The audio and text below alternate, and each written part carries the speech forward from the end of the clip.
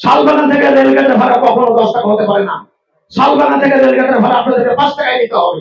আমার নাম মোহাম্মদ মাইনুল হক মানা, বাংলাদেশ জাতীয়তাবাদী রিক্সা ভ্যান অটো চালক দল, রাজশাহী মহানগর আহ্বায়ক।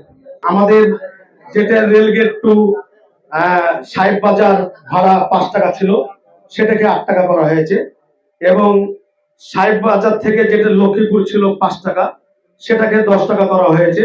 যদি মাছ পথে কেউ নামে সেখানে 5 টাকা, যেটা ফায়ার সার্ভিসের মোড়, সেটা হলো ঘোষপাড়ার মোড়, জাদুঘরের মোড়, সদরের মোড়, এই মাছ পথে যেখানে নামবেন সেখানে 5 টাকা ভাড়া। যারা লক্ষ্মীপুর নামবেন, মেডিকেল নামবেন, শুধু সেই জায়গাতেই 5 টাকা ভাড়া বৃদ্ধি হয়েছে। কাশিয়াডাঙ্গা থেকে টু ভদ্রা রেলগেট যেটা ভাড়া ছিল 25 টাকা, সেটা 25 টাকায় রাখা হয়েছে। সামান্য কিছু জায়গায় 2 টাকা, কিছু জায়গায় 3 টাকা। অতিরিক্ত যেটা আমাদের রাস্তাটা একটু দূরত্ব হয়ে গেছে, শুধু সেটাই 5 টাকা। আর কিছু জায়গায় আছে যেটা ভাড়া 20 টাকা ছিল, সেই জায়গাতে আমরা 5 টাকা বাড়িয়ে সেটা 25 টাকা করেছি।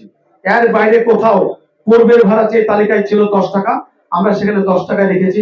যেরকম সাহেববাজার থেকে বিনোদপুর ভাড়া ছিল 12 টাকা, সেটা 15 টাকা করা হয়েছে। 1 কিলোর ভেতরে যারা নামবে, যাত্রীরা যেখানে নামবে সেখানে 5 টাকায় ভাড়া রাখা হয়েছে, সেখানে 5 টাকায় নেবে। 1 কিলোর ঊর্ধ্বে যদি কোথাও নামে, সেখানে আমাদের তালিকা দেওয়া আছে, সে 8 টাকা, সেই তালিকা অনুযায়ী ভাড়া নেবে। আমার শ্রমিক ভাইরা কোন নগরবাসীর সাথে আশা করি যে সমন্বয়ে আমরা ভাড়াটা করেছি, আমাদের সাংবাদিকরা আরো কথা বলেছেন যে সিটি কর্পোরেশনের সাথে এখনো কোনো সমন্বয় হয়েছে কিনা।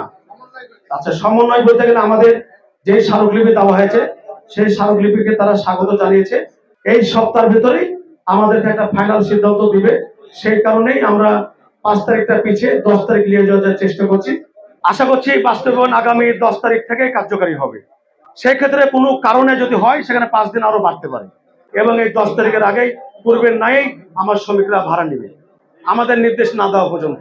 যে নগরবাসীর সাথে, ছাত্রছাত্রীর সাথে, আমাদের কোন শ্রমিকদের সাথে যদি কোনো রকমই সামান্য 2-1 টাকা দ্বন্দ্ব ফ্যাসাদ তৈরি না হয়, সেই কারণে আমরা এই সমন্বয়টা নিয়েই আজকে নগরবাসীর বিভিন্ন ওয়ার্ড থেকে আমরা ফেসবুকে আমরা স্ট্যাটাস দিয়েছি, তাদেরকে দাওয়াত দিয়েছি।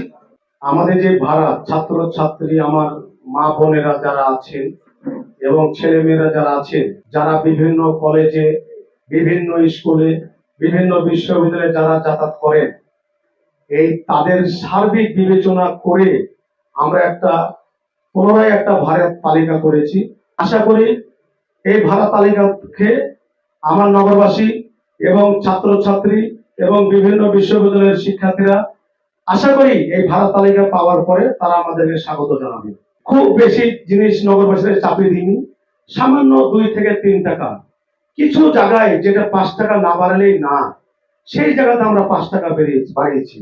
আমার অটো শ্রমিক ভাইরা আছে, তারা 1 টাকার কপি সাথে রাখবেন, প্রয়োজন হলে গ্লাসে মেরে রাখবেন। আমরা যদি কোনো জায়গাতেই এই কপি যার কাছে থাকবে, এবং আমরা মহানগরবাসীকে বলতে চাই, কারো যদি অভিযোগ থাকে যে ভাড়া তালিকা থাকবে গাড়িতে, দয়া করে ওই গাড়ির সাইড করে আপনি যে মোবাইল নম্বরটা থাকবে, সেই মোবাইল নম্বরে অবশ্যই ফোন দিবেন।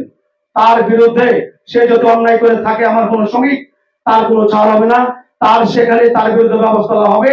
নগরবাসীকে ছাত্রছাত্রীকে জিম্মি করে ভাড়া যাবেন, এটা নিয়ে কারোর সাথে কোনো আপোষ নেই। কোন যাত্রীর কাছে তালিকার বাইরে ভাড়া দয়া করে আপনারা চাবেন না।